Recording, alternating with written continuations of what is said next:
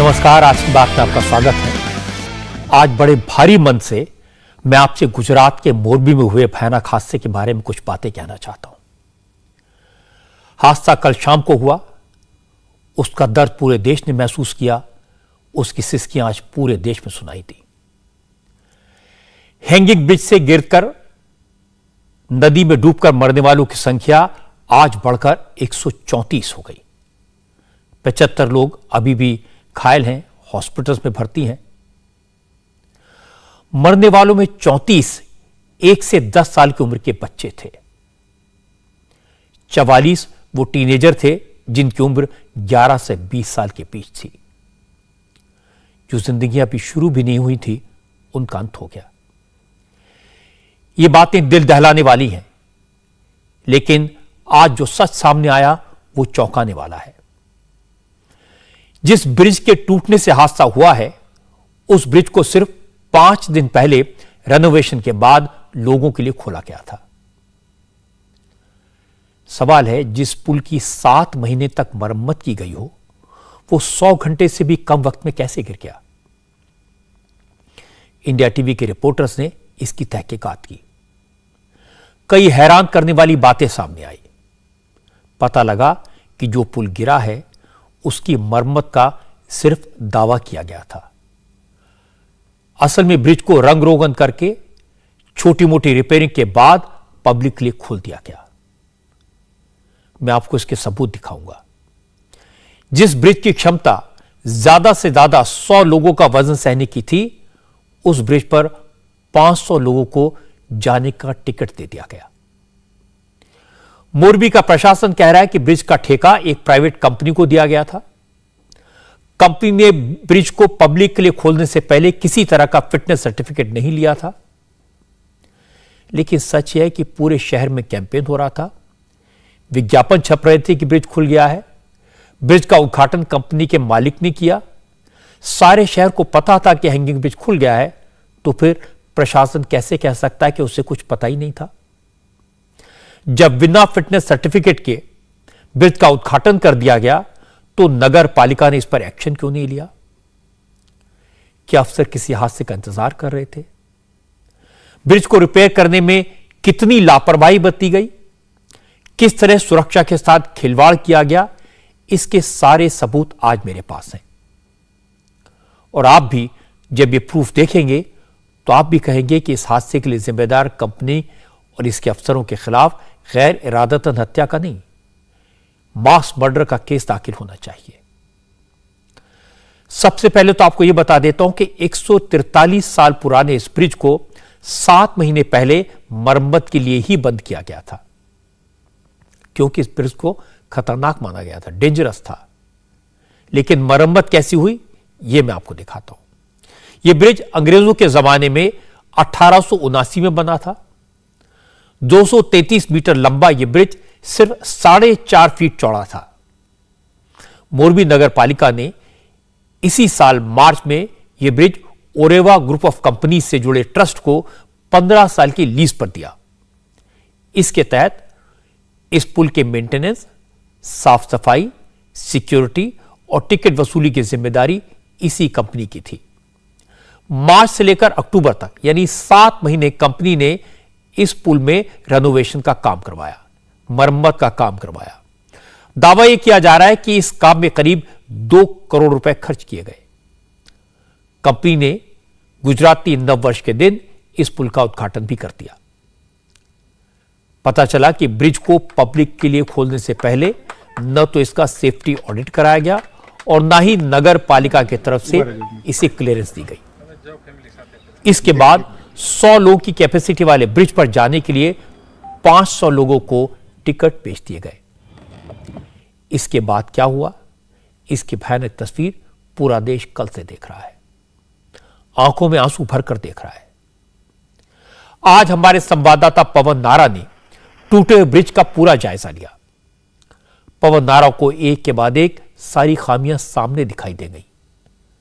पवन नारा ने बताया कि रेनोवेशन के नाम पर बस ब्रिज की फ्लोरिंग बदल दी गई और बाकी सारे दूसरे सुरक्षा इंतजामात पर कोई काम किए बगैर, पुल की मजबूती इंश्योर किए बगैर इसे पब्लिक के लिए खोल दिया गया। रेनोवेशन के नाम पर पुल के निचले हिस्से में पेंट किया गया और जो फ्लोरिंग थी वो बदली गई है। इस तरह की एल्युमिनियम शीट के साथ इस पूरे लाइट वेट मटेरियल के साथ इसकी फ्लोरिंग की गई थी ताकि लोग नीचे ना गिरें, और इस फ्लोरिंग से एहसास हुआ कि ये पुल रेनोवेट हो गया है। दोनों तरफ इस तरह से गेट बनाए गए और जब संडे का दिन था, लोग उत्साहित थे। प्रेस कॉन्फ्रेंस करके बाकायदा ऐलान किया गया कि यह झूलता हुआ पुल, ऐतिहासिक पुल एक बार जनता के सामने फिर खुल गया है और इसीलिए यहां जबरदस्त भीड़ थी। लेकिन जिन गार्ड पर या जिन टिकट चेकर पर यहां टिकट बेचने की जिम्मेदारी थी, उन्हें इस बात का एहसास नहीं था कि संख्या को सीमित करना है। सिर्फ इतना लिखा गया है कि भीड़ ना बढ़ाएं। भीड़ का पैमाना तय नहीं है कि कितनी भीड़ होनी चाहिए, कितनी नहीं। यानी जो शख्स यहां टिकट दे रहा था उसे नहीं पता कि कितनी टिकट देनी थी। ना ही यह लिखा गया है कि कितने लोग जा सकते हैं। यह जरूर कहा गया है कि पुल पर रुके नहीं, सेल्फी नहीं लें, भीड़ ना बढ़ाएं। मैं पूछना चाहता हूं कि जो पवन नारा को नजर आया वो इस ब्रिज को पब्लिकली खोलने वालों को नजर क्यों नहीं आया? सिर्फ फ्लोरिंग बदलने को ब्रिज की मरम्मत कैसे मान लिया गया? हादसे के बाद मोरबी नगर पालिका के चीफ ऑफिसर संदीप सिंह ने कहा कि कंपनी ने ब्रिज में कैसे मरम्मत करवाई, क्या बदलाव किए, किस मटेरियल का इस्तेमाल किया, इसकी कोई जानकारी उन्हें नहीं है, क्योंकि कंपनी ने इस बारे में न तो नगर पालिका को बताया, न ही फिटनेस सर्टिफिकेट के लिए अप्लाई किया।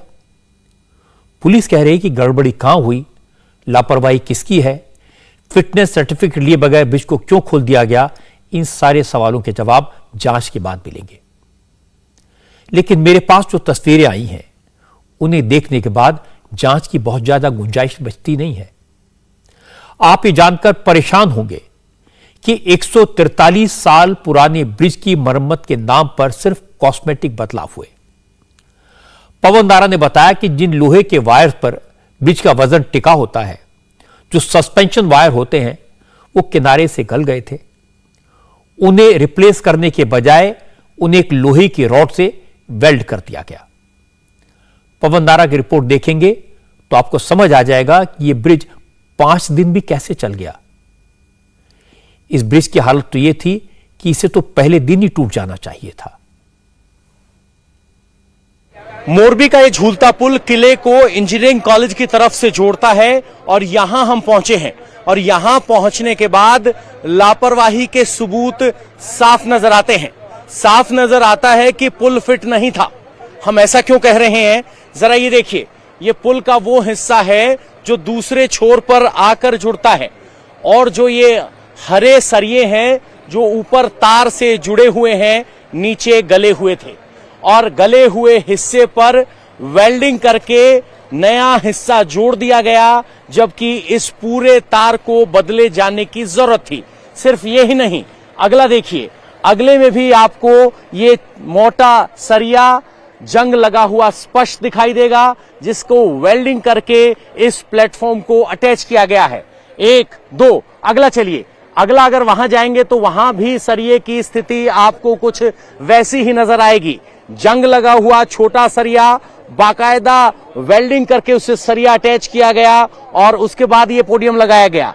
इस तरह से आगे चलिए, आगे लास्ट वाले में देखेंगे तो वहां भी आपको ऊपर से जोड़ दिखाया देगा। यानी कुल मिलाकर ये जितने भी ऊपर कनेक्टिंग सरिये जोड़े गए, जो यहां लगाए गए हैं, वो गली हुई हालत में थे और उनको वेल्ड करके पोडियम को संभालने की स्थिति में लाया गया। जबकि असल में अगर आप सचमुच इस पुल को सुरक्षित बनाना चाहते थे तो आपको ये बदलने चाहिए थे। मेरे कैमरामैन को कहूंगा अगर वो मेरे पास अगर आ पाए तो ये वो सरिया है, लगभग आधे इंच का चौड़ा सरिया है जो सीधे ऊपर वाली वायर तक जाता है। और अब ये देखिए, ये हिस्सा पुराना होने की वजह से गलने की स्थिति में है और इसी हिस्से को यहां ऊपर जाकर वेल्ड किया गया है और इसी वेल्डिंग के जरिए इस तरीके से इस पुल को काम चलाऊ बनाने की कोशिश की गई। और अगर सचमुच इस पुल को सुरक्षित बनाना था तो ये सब जंगे हुए पुर्जे बदले जाने चाहिए थे, ना कि सिर्फ वेल्डिंग करके काम चलाऊ बना दिए जाएं। और एक नहीं, दो नहीं, इस तरह से 6 सामने हम देख पा रहे हैं वेल्डिंग करके काम चलाऊ जुगाड़ किया गया था। सोचिए, जब 7 महीने ये पुल असुरक्षित डिक्लेयर करते हुए बंद किया गया, तो क्यों फिर ओरेवा कंपनी ने इस पुल को गुजराती नववर्ष के मौके पर शुरू कर दिया, जबकि इसके पास मोरबी नगर निगम का फिटनेस प्रमाण पत्र भी नहीं है। और क्यों ये पुल चालू किया गया जब ऐसी स्थिति में नहीं था? क्योंकि सिर्फ वेल्डिंग कर देने और रंग रोगन कर देने से 143 साल पुरानी चीज नई और सुरक्षित नहीं हो जाती। पवन नारा की रिपोर्ट सबूत है इस बात का कि पुल को जल्द से जल्द खोलने के चक्कर में जानलेवा लापरवाही की गई। जंग लगे सरियों में रंगाई पुताई करके और पुल की फ्लोरिंग को बदलकर यह मान लिया गया कि पुल अब मजबूत हो चुका है। पुल का जो हिस्सा नदी में गिरा था उसे निकालकर साइड में रखा गया है। पवन नारा ने बताया कि पुल में लगे नट बोल्ट्स हों या फिर क्लिप्स, सब के सब बुरी तरह जर्जर हो चुके थे। इनका हाल ऐसा था कि हल्का सा वजन सहने की ताकत इनमें नहीं थी। इस वक्त हम झूलते पुल के मलबे में हैं, जो नदी से निकालकर साइड में रख दिया गया है। और यहां बहुत सारे ऐसे सबूत हैं जो दिखाते हैं कि ये रेनोवेशन के नाम पर पुल पुराना ही था। सिर्फ ये फ्लोरिंग आप देख रहे हैं, ये बदली गई थी। हम इस पुल को पुराना क्यों कह रहे हैं, आपको जरा यहां आना पड़ेगा। ये वो मोटी तार है जिस पर यह पुल टिका हुआ था, जो एक तार टूटी उनमें से एक, उसके ऊपर जो क्लिप है, इस तरह की क्लिप लगाकर बाकी सरियों को जोड़ा गया था। तो उस क्लिप की हालत, अगर मेरे कैमरामैन थोड़ा नजदीक आ पाए तो दिखा पाएंगे कि ये क्लिप पूरी तरह से जंग के टूट चुकी है, नट खुल नहीं सकते। ये क्लिप आज भी वैसी ही है। इसको रिपेयर करने की, देखने की, सुधारने की कोई कोशिश नहीं हुई। इस तार से इस पुल के फ्लोर को इस तरह के सरियों से सस्पेंड किया गया है, लटकाया गया है, जिसे लटकता हुआ पुल कहते हैं। ये ओरिजिनल सरिया है जो पुराने जमाने का है। इसी सरिये का हिस्सा नीचे आता है जिस पर यह फ्लोर अटैच किया गया था।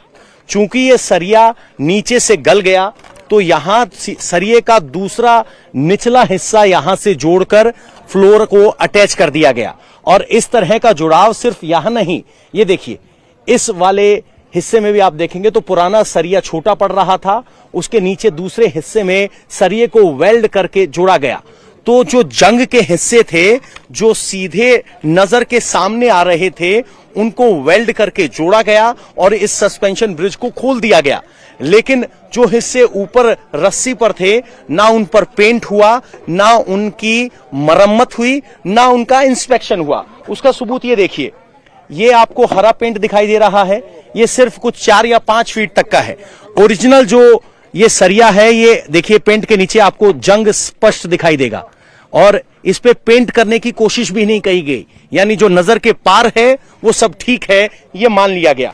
ये देखिए, सारे जो निचले हिस्से को नया पेंट किया गया है, लेकिन ये पुराना सरिया, ये पुरानी क्लिप, ये पुराना तार बिना पेंट के है, बिना मरम्मत के है। और यही इस पुल की कमजोरी थी।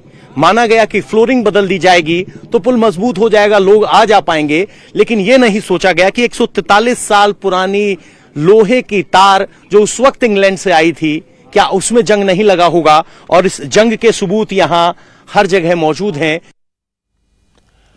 अब सवाल है कि जब कमियां सामने दिखाई दे रही हैं, लापरवाही के सबूत सामने हैं, तो फिर इस जानलेवा लापरवाही के लिए जिम्मेदार लोगों के खिलाफ अब तक एक्शन क्यों नहीं हुआ?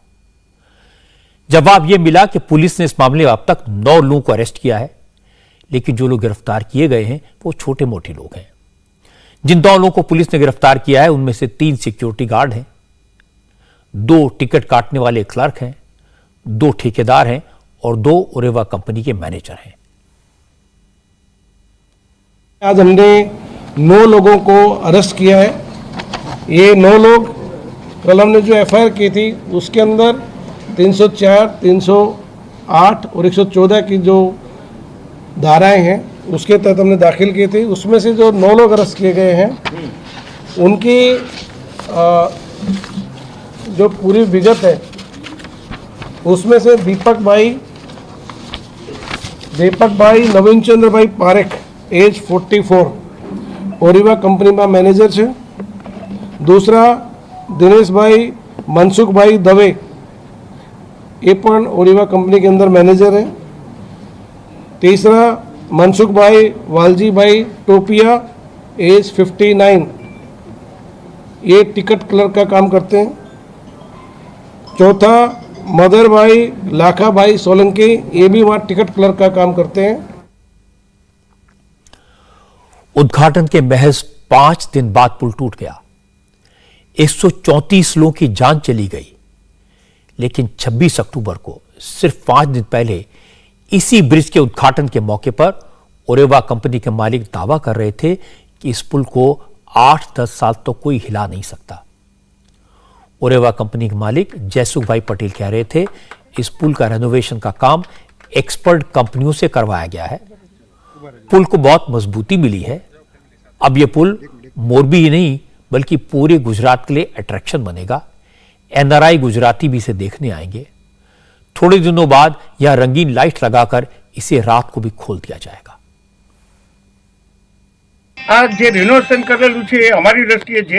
मुझे ज्यादा टेक्निकल जानकारी तो नहीं है, लेकिन जिस तरह का रेनोवेशन किया गया है उसके मुताबिक इस पुल को 8 से 10 साल तक कुछ नहीं हो सकता. इसे हम शाम में 6 से 6:30 बजे तक खोलते हैं. जो लोग खाना खाने के बाद घूमने निकलते हैं उन लोगों की मांग है कि रात को भी इसे 2-3 घंटे के लिए खोलिए. हम लाइटिंग की व्यवस्था करने जा रहे हैं. थोड़े समय बाद रात के 2-3 घंटे के लिए भी यह पुल खुला रखा जाएगा.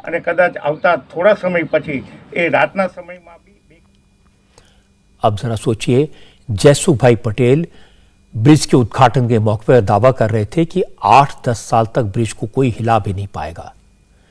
लेकिन ब्रिज 8 दिन भी नहीं टिक पाया. 5वें दिन ही 134 लोगों की जान ले डूबा. लेकिन कंपनी के जिम्मेदार लोगों के खिलाफ अभी तक कोई एक्शन नहीं हुआ. जिम्मेदारी सरकारी अफसरों के खिलाफ भी है, होनी चाहिए. इसको लेकर राजकोट रेंज के आईजी से कई सवाल पूछे गए. आईजी साहब ने जो जवाब दिए वो सरकारी थे, फॉर्मेलिटी थे. कहा हादसे की जांच साइंटिफिक तरीके से की जा रही है. जांच में जो भी दोषी पाया जाएगा सबके खिलाफ एक्शन होगा. निकाय के कितने लोग हैं जिन पर कार्रवाई की गई है? सर, म्युनिसिपैलिटी ऑफिसर देखो, इसमें किसी को ऐसे एलिगेशन करना ही पूरे इन्वेस्टिगेशन का एक पार्ट नहीं होता है. इन्वेस्टिगेशन एक साइंटिफिक प्रोसेस होता है. इसमें जैसे जैसे इसका नाम खुलता जाएगा पुलिस उसकी धरपकड़ करती जाएगी. और किसी भी व्यक्ति को किसी भी कंडीशन में छोड़ने का पुलिस का कोई इरादा नहीं है. गुजरात सरकार और हमारा भी प्रयास ये है कि इस पूरी प्रक्रिया के अंदर एक सख्त दाखला बैठे. इसके तहत हमने एक स्पेशल इन्वेस्टिगेशन टीम की रचना की है जिससे कि किसी भी व्यक्ति को कोई भी अवकाश नहीं मिले. The managers are the accused. The managers have been arrested. Why are the owners have been spared? Why their name has not been mentioned in the FIR? Why they are not the accused? मैंने जैसे आपको पहले बताया है, जो पूरी investigation के अंदर जिन लोगों का प्राथमिक तबक्के इनका रोल आया है उनको पुलिस ने अरेस्ट किया है. अभी पुलिस के पास इन्वेस्टिगेशन मरम्मत के लिए ओनर्स की जिम्मेदारी भी बनती है. इसमें जिसकी जवाबदारी बनेगी उसके विरुद्ध में पुलिस द्वारा भविष्य के अंदर जैसे जैसे स्टेटमेंट आएंगे, एविडेंस इकट्ठे होंगे, पुलिस द्वारा पगला लिया जाएगा. 130 लोगों की जिंदगी चली गई है. सभी जवाब मांग रहे हैं. मरम्मत करने वालों का क्या सर? आपके जितने भी क्वेरी वगैरह है वो मैं क्वेरी का आंसर दे रहा हूँ. इसमें एग्रेसिव बर्तन करने से हमारी जो पूरी इन्वेस्टिगेशन है उसमें पूरा जो हमारा रोल यही है कि इसमें जो अधिकारी कर्मचारी इसमें लगाए गए हैं हमने पूरे.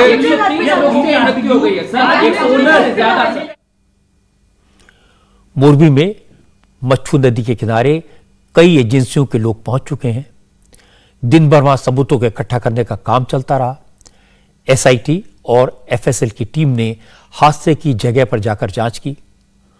पुल टूटने के केस की जांच के लिए गुजरात सरकार ने 5 मेंबर्स की एसआईटी बनाई है. इसके अलावा फॉरेंसिक टीम ने भी आज घटनास्थल पर जाकर पुल पर लगे तार और सरियों की लंबाई चौड़ाई नापी. यह समझने की कोशिश की गई कि गलती कहां हुई, पुल कैसे टूटा. सीएफएसएल की टीम मौके पर पहुंची है और वो साइंटिफिक एविडेंस इकट्ठा कर रही है. यहां पर नापा जा रहा है कि तार की मोटाई कितनी थी, कितने तार थे. तो आपको बता दें 7 तारों से बना हुआ एक बेसिक तार है और उस बेसिक तार के 7 हिस्से हैं। 7 बाय 7 की डायमेंशन है जिसके किनारों को अब नापा जा रहा है। और गौर करने वाली बात यह है कि तार की मोटाई क्या है और जिस हिस्से में यह तार टूटा वहां मोटाई कम होकर कितनी हो गई, ताकि इस तार की टेंसाइल स्ट्रेंथ नापी जा सके कि जब जोर पड़ा तो ओरिजिनल साइज के हिसाब से तार खींचने पर कितना पतला हुआ और उसका ब्रेकिंग पॉइंट क्या था। ये सब टेक्निकल एविडेंस होगा ये सुनिश्चित करने के लिए कि आखिर ये तार टूटने से पहले हुआ क्या था। फॉरेंसिक टीम भी ये देखकर हैरान रह गई कि हैंगिंग ब्रिज के जंग लगे सरिये इतने कमजोर हो चुके थे कि उन्हें सिर्फ हाथ से मोड़ा जा सकता था। पवन नारायण ने तो खुद भी कुछ वायर्स को हाथ से मोड़कर दिखाया। अगर तार को आप यहां से देखना शुरू करेंगे तो ये जिंक कोटेड तार है जो 100 साल से ज्यादा पुराना है, लेकिन जैसे ही आप आगे बढ़ेंगे तो जहां ये टूटा है वहां से आपको ये जला हुआ सा महसूस होगा। असल में ये जला नहीं है। अगर आप इस तार को देखेंगे तो यहां पर आपको स्पष्ट दिखाई देगा कि ये जंग लगा हुआ है और जंग की वजह से ये तार इसी इलाके में सबसे ज्यादा कमजोर था।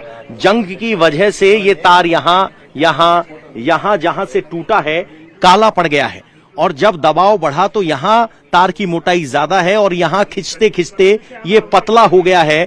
जंग का जो हिस्सा था वहां से ये तार टूट गया है।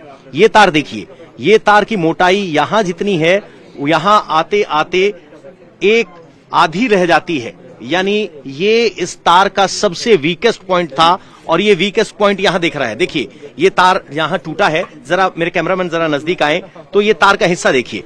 ये तार यहां से आपको देखना शुरू करना चाहिए।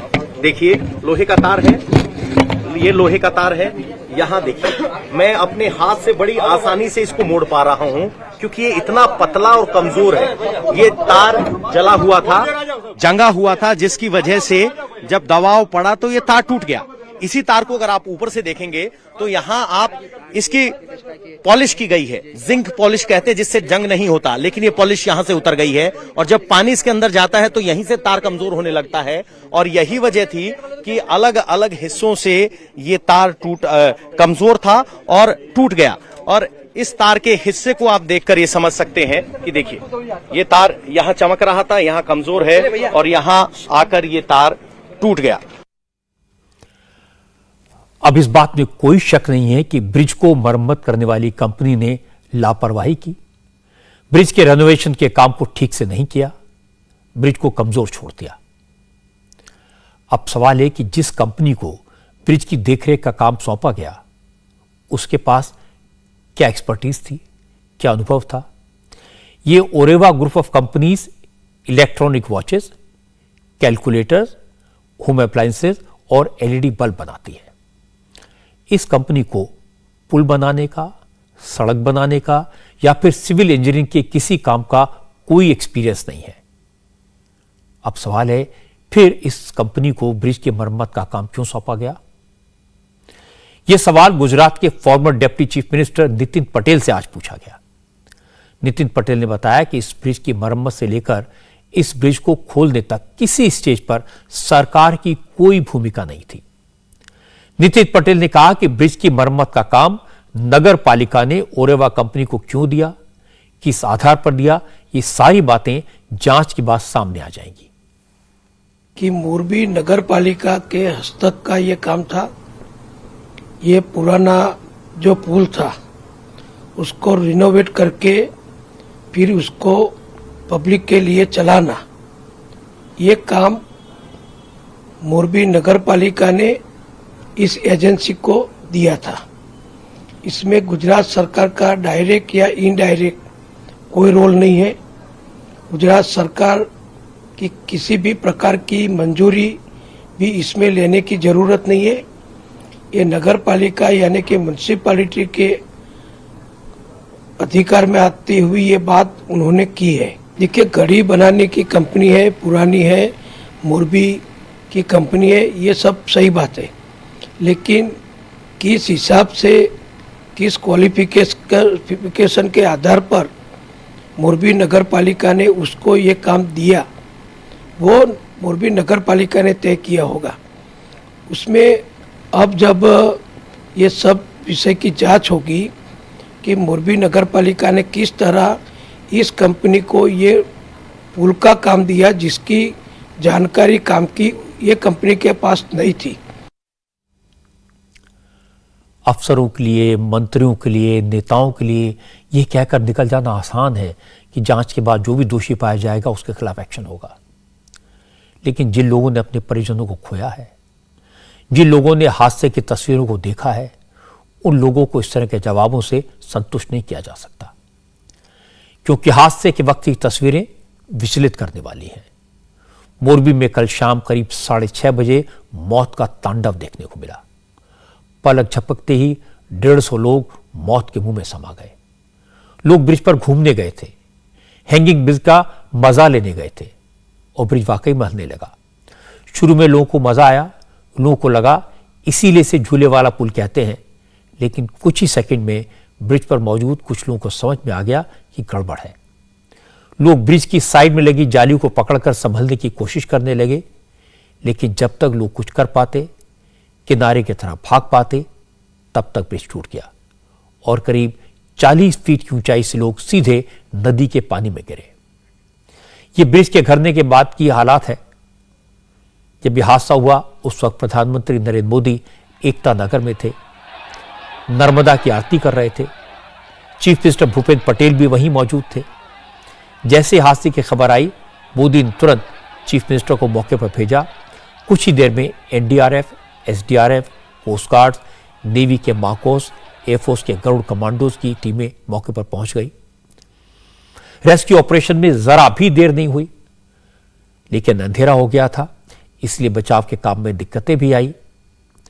गोताखोरों को लगाया गया, अंडर वाटर काम करने वाले कैमरों की मदद ली गई, लेकिन एक बड़ी मुश्किल ये थी कि पानी के ऊपर बड़ी मात्रा में जलकुंभी थी और जलकुंभी के कारण उसके नीचे फंसे लोगों को खोजने में कड़ी मशक्कत करनी पड़ी।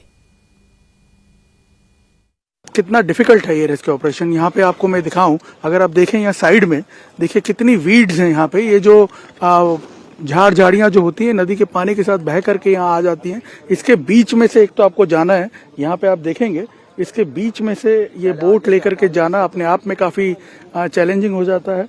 और ऐसा भी अनुमान लगाया जा रहा है कि इन वीड्स के बीच में का जो ये वीड्स हैं इनके नीचे भी कुछ अनआइडेंटिफाइड डेड बॉडीज हो सकती हैं, क्योंकि रात भर जो रेस्क्यू ऑपरेशन चले हैं उसके अंदर कई डेड बॉडीज जो हैं वो इसी तरह से नीचे किनारे पे रिवर बेड पे आ गई थी और उनको यहाँ से निकाला गया है। अभी देखिए जो एनडीआरएफ के जवान हैं यहाँ पे आप देखिए कितनी मशक्कत उन्हें करनी पड़ रही है।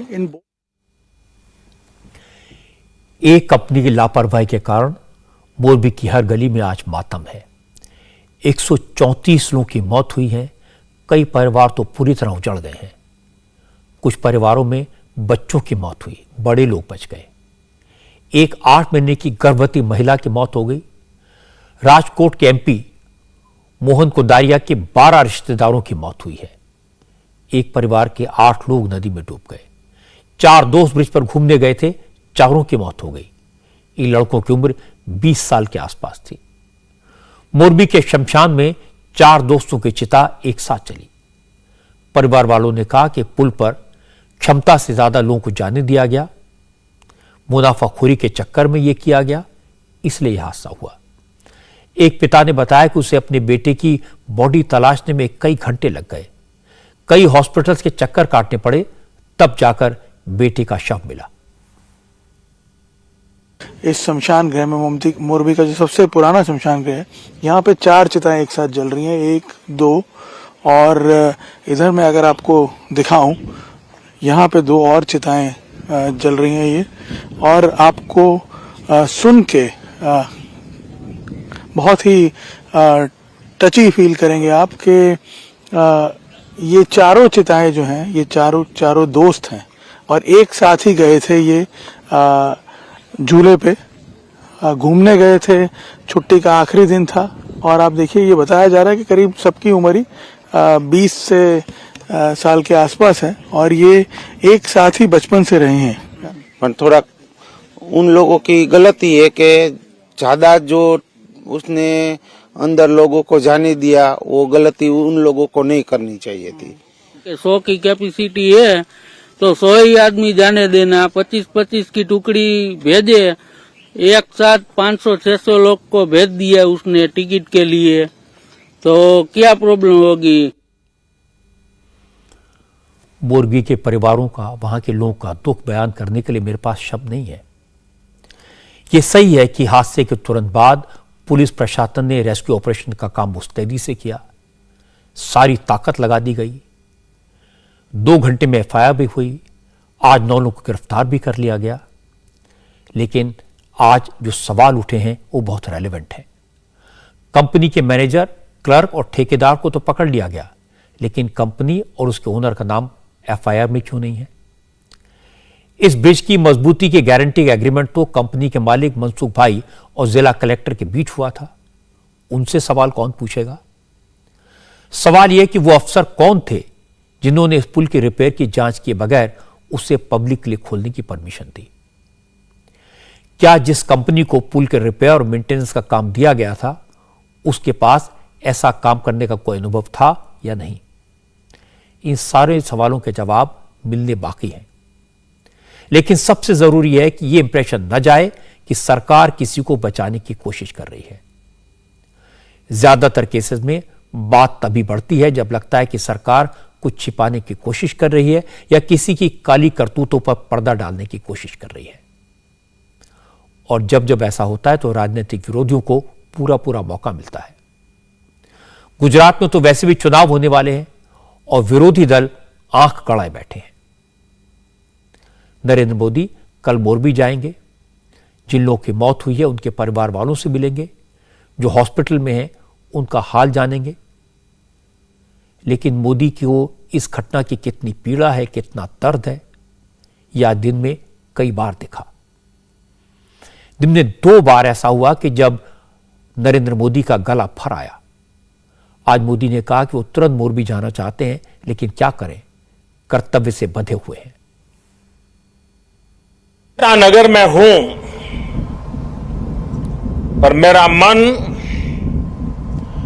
मोरबी के पीड़ितों से जुड़ा हुआ है।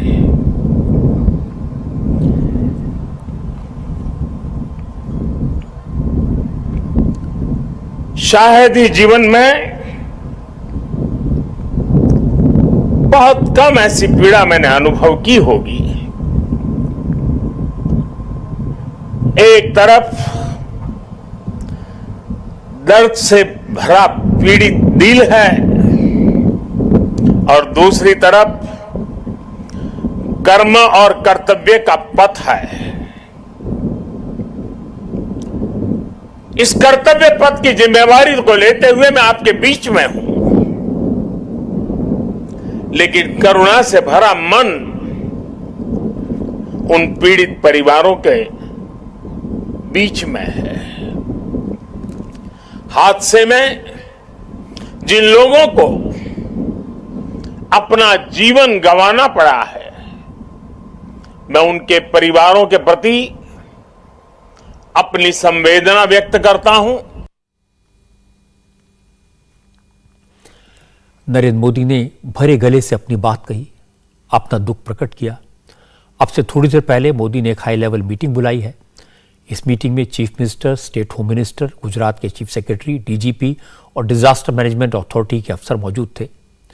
प्रधानमंत्री ने इस मीटिंग में हादसे के बारे में पूरी जानकारी ली, अब तक की जांच में जो बातें सामने आई उसके बारे में पूछा। अब मोदी कल सुबह खुद मोरबी जाएंगे, लेकिन हादसा हुआ है, दिल दहलाने वाली घटना हुई है, इसे विरोधी दल सरकार को घेरने की पूरी कोशिश कर रहे हैं। प्रियंका गांधी की हिमाचल के मंडी में इलेक्शन रैली थी। उन्होंने मोरबी में हुए हादसे को लेकर रैली में 2 मिनट का मौन रखा। राहुल गांधी की भारत जोड़ो यात्रा तेलंगाना के रंगारेड्डी जिले से गुजर रही है। जब राहुल से इस हादसे पर सवाल पूछा गया तो उन्होंने इतना ही कहा कि वो इस मुद्दे पर राजनीति नहीं करना चाहते। कल के इंसिडेंट में, मोरबी केबल ब्रिज इंसिडेंट में 134 लोग की मृत्यु के कौन जिम्मेदार है? आप किसको जिम्मेदार ठहराते हैं गुजरात में जो इंसिडेंट हुआ? I don't want to politicize this incident. People have died here. It is disrespectful for them to politicize this incident, so I'm not going to do it. मैं राहुल गांधी की इस बात के लिए प्रशंसा करूंगा कि उन्होंने साफ साफ कहा कि इस तरह के मामलों पर सियासत नहीं होनी चाहिए। लेकिन उनकी पार्टी के सीनियर नेता दिग्विजय सिंह मोरबी पहुंच गए। घटनास्थल पर पहुंचने के बाद दिग्विजय सिंह ने कहा कि करप्शन के मामले में बीजेपी के नेता कुछ नहीं करते, इसलिए यह हादसा हुआ।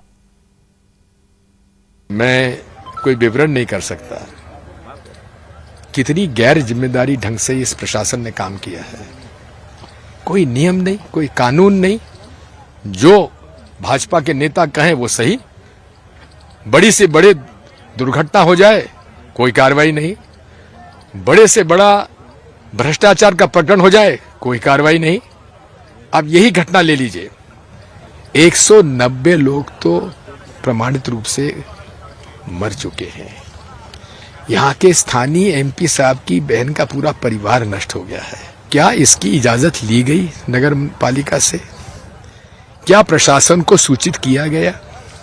प्रशासन क्या अंधा है जो 5 दिन से लगातार यहाँ पे ब्रिज चला हुआ है और कोई यहाँ पे व्यवस्था नहीं हुई? पुलिस का कोई इंतजाम नहीं। 17 रुपए के एक प्रति टिकट के लालच में 190 लोगों की जान चली गई है। गिरफ्तार करिए प्रशासन की अधिकारी, कलेक्टर, एसपी, थानेदार को। क्या कर रहे थे? कॉन्ट्रैक्टर को, ओबेरा कंपनी वालों को, जिन्होंने ये ठेका लिया था। क्यों नियमों का पालन नहीं किया गया? मैं इसकी निंदा करता हूं। मुझे शुरू से यह लगता था कि कुछ बड़े बड़े नेता कहेंगे कि उस बारे में राजनीति नहीं करेंगे, लेकिन इसके बावजूद बयानबाजी होगी, सियासत जमकर होगी, और यही हुआ है। लेकिन मुझे लगता है कि इस मामले में विरोधी दलों को सवाल उठाने का पूरा अधिकार है, आलोचना करने का अधिकार है। लेकिन कुछ लोगों ने कहा कि नरेंद्र मोदी इस मामले को लेकर सेंसिटिव नहीं है। यह कहना ठीक नहीं है। जब से हादसा हुआ है, मोदी लगातार पल पल की जानकारी लेते रहे हैं। वो रेस्क्यू ऑपरेशन को मॉनिटर करते रहे हैं। केंद्र सरकार की तरफ से पूरी सहायता दी गई है। अब मोदी को यह इंश्योर करना है कि मामले की गहराई से जांच हो और जो भी दोषी हो उसे बख्शा न जाए। गुजरात में तो सियासत हो रही है, हालांकि इलेक्शन शेड्यूल अनाउंस नहीं हुआ है, लेकिन हिमाचल में चुनावी गर्मी पूरी तरह से दिखाई दे रही है। आज प्रियंका गांधी ने हिमाचल के मंडी में बड़ी चुनावी रैली की। सुबह 10 बजे प्रियंका गांधी का कुल्लू में रोड शो होना था, लेकिन सुरक्षा कारणों से इसे रद्द कर दिया गया। प्रियंका ने रैली से पहले हिमाचल के प्रसिद्ध भूतनाथ मंदिर में पहुंचकर पूजा की और इसके बाद प्रियंका गांधी ने लोगों से कहा कि जो लोग परंपरा बदलने की अपील कर रहे हैं वो आपके हितैषी नहीं है। असल में हिमाचल में हर 5 साल बाद सरकार बदल जाती है। इस पर प्रियंका ने कहा कि हिमाचल के लोगों ने हर 5 साल बाद सरकार बदलने की जो परंपरा बनाई है उसे मत बदलना, क्योंकि एक अच्छी परंपरा है। इससे नेताओं का दिमाग भी ठीक रहता है। आप खुददार लोग हो, आपने ये प्रदेश बनाया है, आपको गर्व होना चाहिए इस प्रदेश पर और अपनी परंपराओं पर। जब आपको कहा जाता है कि परंपरा बदलिए, तो मैं इससे सहमत नहीं हूं। और इसकी एक वजह है। मैंने आपसे कहा कि आज की राजनीति बदल चुकी है। आज की राजनीति में स्वार्थ बहुत देखा जाता है। कई नेता ऐसे होते हैं जो आपके सामने आकर कुछ बोल देते हैं, लेकिन उसका कुछ मायना नहीं होता। और ये जो परंपरा आपने बनाई है ना कि हर 5 साल सरकार बदले, इससे नेता सीखता है। इससे नेता को समझ में आता है कि मेरे 5 साल हैं, या तो मैं करके दिखाऊं या मुझे खदेड़ा जाएगा। और ये एक बहुत अच्छी परंपरा है बहनों और भाइयों, इसको मत बदलो, नुकसान आप ही का होगा। आज की राजनीति में तो और भी महत्वपूर्ण बात है कि आप अपने अनुभव पर चलिए, आप सोच समझकर अपना वोट डालिए। आप ही देखिए कि 5 सालों में आपके लिए किया क्या। प्रियंका ने जो कहा वो सच है। हिमाचल में हर 5 साल में सरकार बदलने का इतिहास रहा है। 1985 से लेकर अब तक पिछले 37 साल में हिमाचल में किसी पार्टी की सरकार लगातार 2 बार रिपीट नहीं हुई है। हालांकि ऐसा रिकॉर्ड उत्तराखंड का भी था, लेकिन 2022 के चुनाव में उत्तराखंड के लोगों ने बीजेपी की सरकार दोबारा बनाई, रिकॉर्ड तोड़ दिया। लेकिन हिमाचल प्रदेश के मुख्यमंत्री जयराम ठाकुर ने कहा कि उत्तराखंड की तरह हिमाचल में भी बीजेपी की सरकार रिपीट होगी। जयराम ठाकुर की भी मंडी में ही रैली थी। उन्होंने कहा कि कांग्रेस को गलतफहमी है कि उनकी बारी आएगी, लेकिन अब रिवाज बदल चुका है। आप सबके आशीर्वाद से हिमाचल में सरकार बनी और आप सबके आशीर्वाद से हमने 5 साल का कार्यकाल भी पूरा किया।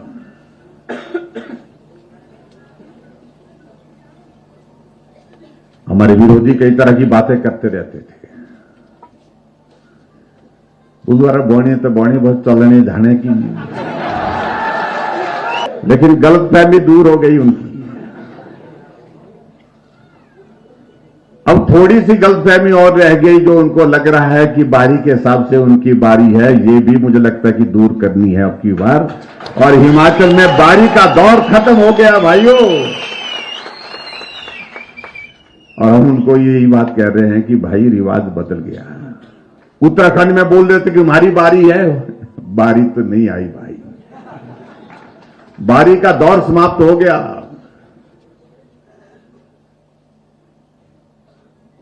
अब तो बारी सिर्फ एक नेता की है, जिनका नाम नरेंद्र भाई मोदी जी है। वो बारी लंबे समय तक चलती रहेगी। बीजेपी के नेताओं ने प्रियंका गांधी की बातों पर ज्यादा तवज्जो नहीं दी, लेकिन राहुल गांधी को याद किया। कहा कि राहुल गांधी ने अपनी हार मान ली है, इसीलिए हिमाचल में प्रचार नहीं कर रहे। लेकिन राहुल गांधी ने कहा फिलहाल उनका पूरा फोकस भारत जोड़ो यात्रा पर है। राहुल ने कहा कि हिमाचल और गुजरात में कांग्रेस अपनी रणनीति के हिसाब से चुनाव लड़ रही है। दोनों राज्यों में मुकाबला कांग्रेस और बीजेपी के बीच है। राहुल ने कहा कि आम आदमी पार्टी न हिमाचल में कहीं लड़ाई में है, न गुजरात में। राहुल गांधी ने कहा कि गुजरात में केजरीवाल की पार्टी सिर्फ पैसे और विज्ञापन के बल पर चर्चा में है, जमीन पर उसका कोई असर नहीं है। भारत जोड़ो यात्रा चल रहा है, इसमें हम एक मैसेज देने की कोशिश कर रहे हैं और हम इस मैसेज से डिस्ट्रैक्ट नहीं होना चाहते हैं। मगर गुजरात का चुनाव, हिमाचल के चुनाव के बारे में हमारा डिस्कशन चलेगा। Kharge ji is the president of the party, he will decide how I am to be utilized. Gujarat चुनाव में कांग्रेस पार्टी बहुत इफेक्टिवली लड़ रही है और गुजरात चुनाव को कांग्रेस पार्टी गुजरात में जीतेगी। बहुत भारी एंटी इनकम्बेंसी है और जो आम आदमी पार्टी का है पूरा हवा में है, ग्राउंड पे कुछ नहीं है। आप मीडिया का मतलब वहां से वो फंडिंग करते हैं, दिल्ली से एडवर्टाइजिंग करते हैं, तो हवा बना रखा है। But Congress party is a solid party in Gujarat. Congress party is going to win the election there. Sonia Gandhi अस्वस्थ हैं, घर पर हैं। प्रियंका गांधी कैंपेन कर रही हैं और राहुल गांधी पदयात्रा कर रहे हैं। अब इस परिवार के चौथे मेंबर रॉबर्ट वाड्रा सियासी मैदान में कूदने का ऐलान कर चुके हैं। और ये सबसे इंटरेस्टिंग बात है, रॉबर्ट वाड्रा ने कहा कि वो भी कांग्रेस के लिए कैंपेन करना चाहते हैं। वो लोकसभा का इलेक्शन लड़ेंगे, कांग्रेस में एक आम कार्यकर्ता की तरह टिकट के लिए अप्लाई करेंगे। अगर टिकट मिला तो चुनाव जरूर लड़ेंगे। हालांकि रॉबर्ट ने यह भी कहा कि उनके पास कई पार्टियों से चुनाव लड़ने का ऑफर है, लेकिन वो कांग्रेस के जरिए ही सियासत करना चाहते हैं। आज गुजरात के होम मिनिस्टर हर्ष सांघवी ने इल्जाम लगाया कि आम आदमी पार्टी इलेक्शन लड़ने के लिए हवाला के पैसे का इस्तेमाल कर रही है। स्टेट होम मिनिस्टर हर्ष सांघवी ने कहा कि इस बात के सबूत मिले हैं कि अरविंद केजरीवाल की पार्टी दिल्ली और पंजाब से गुजरात में हवाला और आंगड़ियों के जरिए पैसा भेज रही है। इस तरह के लोग बारडोली, अहमदाबाद और दूसरे जिलों में पकड़े गए हैं। आम आदमी पार्टी द्वारा दिल्ली, पंजाब अलग अलग माध्यम से गुजरात के अलग अलग आंगड़ियाओं द्वारा ब्लैक मनी, हवाला के माध्यम से गुजरात में पैसे भेजे जा रहे थे। बारडोली, अहमदाबाद, अलग अलग जगह पे ये पैसे पकड़े गए हैं। और उनके जो बारडोली के उम्मीदवार हैं उन्होंने ये कबूल किया है कि दिल्ली आम आदमी पार्टी कार्यालय से उनको ये रुपए आए थे और जो कार्यालय से रुपए आए थे वो आंगड़िया के माध्यम से उन्होंने कैश रिसीव किया था। ये हर एक शहरों में अलग अलग लोग बाहर से भेजे गए हैं जो ये पैसों की हेराफेरी कर रहे हैं और इसके माध्यम से लोगों में किस प्रकार से गुजरात में अशांति फैलाया जाए उसका भी प्रयास किया जा रहा है। मेरा ये मानना है कि ये पैसे कहाँ से आए, कैसे भेज रहे हैं ये लोग, इतने पैसे कहाँ से लाए, करोड़ों रुपए गुजरात में जो भेज रहे हैं हर रोज वो कहाँ से ला रहे हैं, ये प्रश्न आम आदमी पार्टी के नेता को पूछना चाहिए। हर्ष सांघवी गुजरात के स्टेट होम मिनिस्टर हैं। केजरीवाल की पार्टी पर इलेक्शन में हवाला के पैसे से इस्तेमाल का इल्जाम लगा रहे हैं। ये बात थोड़ी अजीब लगती है। अगर सरकार के पास सबूत हैं तो बयान क्यों दे रहे हैं? वो तो होम मिनिस्टर हैं, एक्शन क्यों नहीं लेते? जब इसकी जांच की गई तो पता चला कि इंक्वायरी शुरू हो गई है और जो खुलासा हुआ है वो वाकई में हैरान करने वाला है। मामला बिल्कुल फिल्मी स्टाइल का है। असल में सूरत के बारडोली इलाके में दो बदमाशों ने एक कार का शीशा तोड़कर कुछ सामान चुराया। दो लड़कों ने बदमाशों को चोरी करते हुए पकड़ लिया। इन लड़कों ने चोरों का पीछा किया। पकड़े जाने के डर से चोर गाड़ी से चुराया बैग फेंक कर भाग गए।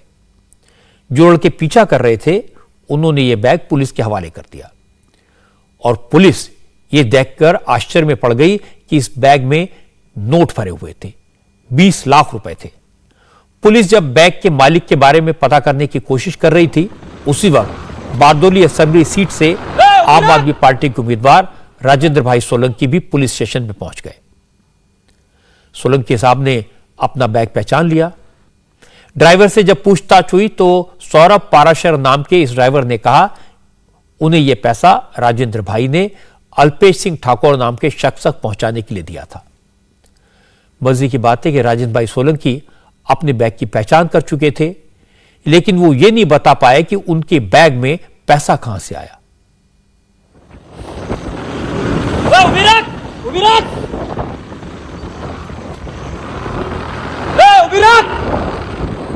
रुका इसको। ये पैसा कहाँ से आया और उसका आंगड़िया पेटी से जो डिटेल मिला तो वहाँ की लोकल एसएम एजेंसी से आया था, जिनके पास अहमदाबाद की सीजे और गणपति आंगड़िया पेटी से आया था और उनको वो पैसा दिल्ली की केएम आंगड़िया पेटी से आया था। फर्दर उनका रिकॉर्ड वगैरह चेक किया, देखने के बाद सिर्फ 20 लाख नहीं, आगे भी 21 लाख रुपए 3 बार 6 तारीख, 7 तारीख और 11 तारीख को बारडोली में आया था और सौरभ पराशर नाम के व्यक्ति ने ही वो पैसा रिसीव किया था, जिसके लिए पुलिस ने इनकम टैक्स डिपार्टमेंट को भी इन्फॉर्म किया है और आज दोबारा भी इनकम टैक्स डिपार्टमेंट से इस रिलेटेड इंफॉर्मेशन शेयर की गई है। बारडोली में रुपयों की बरामदगी के बाद जो बातें सामने आई हैं वो और भी हैरान करने वाली हैं। अब तक जो इन्वेस्टिगेशन हुआ है उसके मुताबिक 3 अगस्त 2022 से 12 अक्टूबर 2022 तक 122 ट्रांजैक्शंस हुए हैं। ये सभी ट्रांजैक्शन अशोक गर्ग नाम के व्यक्ति ने छगनलाल जयंतीलाल आंगड़िया कंपनी के जरिए किए हैं। इस दौरान 9,06,29,200 रुपए दिल्ली से गुजरात भेजे गए। अशोक गर्ग दिल्ली के रहने वाले हैं और सारा ट्रांजैक्शन छगनलाल जयंतीलाल आंगड़िया कंपनी की दिल्ली ब्रांच से हुआ है। इस कंपनी के आंगड़िया दिल्ली में अशोक गर्ग के घर पर जाकर पैसे कलेक्ट करते थे और फिर वो पैसा कंपनी के अहमदाबाद ब्रांच में भेज दिया जाता है। अहमदाबाद से फिर वहां के लोकल आंगड़िया गुजरात के अलग अलग शहरों में पैसे लेकर जाते हैं और आम आदमी पार्टी के लोगों को ये रकम बांट देते थे। पुलिस का दावा अगर सच है तो उससे केजरीवाल की पार्टी की मुश्किलें बढ़ सकती हैं, लेकिन केजरीवाल ने यह कहकर मामले को हल्का करने की कोशिश की कि अगर बीजेपी के पास सबूत होते तो वो जेल में होते। गलत है और ये मैंने भी अखबार में पढ़ा कि उन्होंने कोई ऐसा स्टेटमेंट बोले, उन्होंने कोई ऐसा स्टेटमेंट दिया, उन्होंने कोई स्टेटमेंट दिया, हमारा उससे कोई लेना देना नहीं। एक चीज सोचिए, अगर हमारा उस पैसे से कुछ लेना देना होता आज केजरीवाल यहाँ नहीं बैठा होता, ये पकड़ के मेरे को जेल में डाल देते। वो ढूंढ रहे हैं मेरे खिलाफ कुछ मिल जाए। वो तो अभी 1 महीना बचा, आप देखना कितने आरोप लगेंगे। वो पहले कह रहे थे मनीष जी ने कोई शराब घोटाला कर दिया, फिर गिरफ्तार क्यों नहीं कर रहे, जेल में क्यों नहीं डाल रहे मनीष सिसोदिया? जब भी इस तरह के सवाल उठते हैं तो केजरीवाल ये कहकर बचने की कोशिश करते हैं कि मुझे गिरफ्तार क्यों नहीं करते, मनीष सिसोदिया को गिरफ्तार क्यों नहीं करते। लेकिन जब किसी को गिरफ्तार कर लिया जाता तो सवाल उठाते उसे क्यों गिरफ्तार कर लिया गया। सत्येंद्र जैन जेल में, उनको लेकर कई सवाल पूछे गए। असल में इलेक्शन कमीशन ने इस बार काफी सख्ती की हुई है और काफी मात्रा में पैसा जब्त हुआ है। लेकिन केजरीवाल की प्रॉब्लम यह है कि वो कट्टर ईमानदार होने का दावा करते हैं, ईमानदारी की सियासत करने की बात करते हैं। इसलिए अगर केजरीवाल की पार्टी के लोगों के पास से अनअकाउंटेड पैसा मिला, इसके सबूत मिले और यह साबित हो गया तो गुजरात के चुनाव में यह बड़ा इशू बनेगा और उन्हें जवाब देना मुश्किल हो जाएगा। अब आपको बताता हूं ऑस्ट्रेलिया में चल रहे T20 वर्ल्ड कप से आई एक बड़ी खबर के बारे में। और मजे की बात है, यह खबर क्रिकेट के मैदान से नहीं, उस होटल से आई है जिसमें इंडियन टीम रुकी हुई है। असल में होटल के स्टाफ के किसी व्यक्ति ने विराट कोहली के कमरे में जाकर पूरा वीडियो शूट किया और उसे सोशल मीडिया पर पोस्ट कर दिया। इंस्टाग्राम पर पोस्ट किए गए इस वीडियो में टेक्स्ट लिखा, किंग कोहली का कमरा। जब यह वीडियो वायरल हो गया, इसकी खबर विराट को लगी तो उन्होंने नाराजगी जाहिर की। विराट कोहली ने वीडियो को इंस्टाग्राम पर शेयर करते हुए लिखा, अपने पसंदीदा प्लेयर को देखकर फैंस का उत्साहित हो जाना अच्छी बात है, लेकिन वो फैंस के इमोशन का सम्मान करते हैं।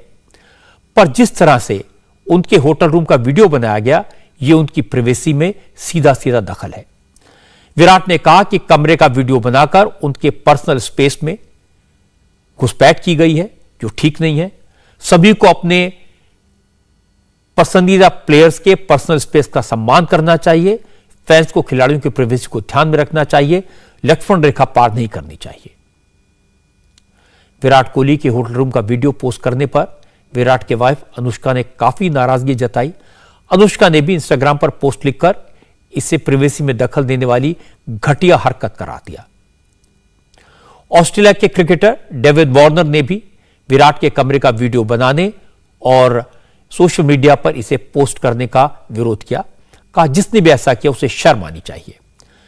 विराट कोहली आप जैसा जानते हैं T20 वर्ल्ड कप खेलने के लिए ऑस्ट्रेलिया में है और बताया गया कि उनके कमरे का वीडियो होटल के कर्मचारियों ने बनाया। विराट कोहली पर्थ के जिस क्राउन टावर होटल में ठहरे थे, उसके मैनेजमेंट ने माफी मांगी है और कहा कि वीडियो बनाने वाले कर्मचारियों को नौकरी से निकाल दिया गया है। विराट और अनुष्का अपनी प्राइवेसी को लेकर काफी चौकस रहते हैं। वो अपनी पर्सनल तस्वीरों को, बेटी की फोटो को पब्लिक किए जाने का विरोध करते हैं, इसलिए इस वीडियो से उनको जरूर दुख हुआ होगा। जिस तरह से कोई शख्स विराट कोहली के कमरे में घुस गया, वीडियो बनाकर निकल गया, यह गंभीर मामला है। बात सिर्फ वीडियो बनाने की और उसे इंस्टाग्राम में डालने की नहीं है। बात सिर्फ विराट कोहली की प्राइवेसी की नहीं है, यह हमारे प्लेयर्स की सिक्योरिटी का मामला भी है। विराट ने इसे पब्लिक कर दिया, अपनी नाराजगी जाहिर कर दी, वो इससे ज्यादा कर भी क्या सकते थे। अब बाकी का काम BCCI को करना चाहिए। इस मामले की गहराई से जांच होनी चाहिए। कोई किसी प्लेयर के कमरे में कैसे घुसा, होटल ने प्लेयर्स की सिक्योरिटी का क्या इंतजाम किया है, जो होटल वाला इसमें शामिल है उसके खिलाफ क्या एक्शन लिया गया, इन सारे सवालों के जवाब मिलना जरूरी है ताकि भविष्य में ऐसा वाकया ना हो। इंडिया टीवी हर वक्त हर जगह डाउनलोड करने के लिए सर्च करें India TV news Google play store या ऐप स्टोर पर।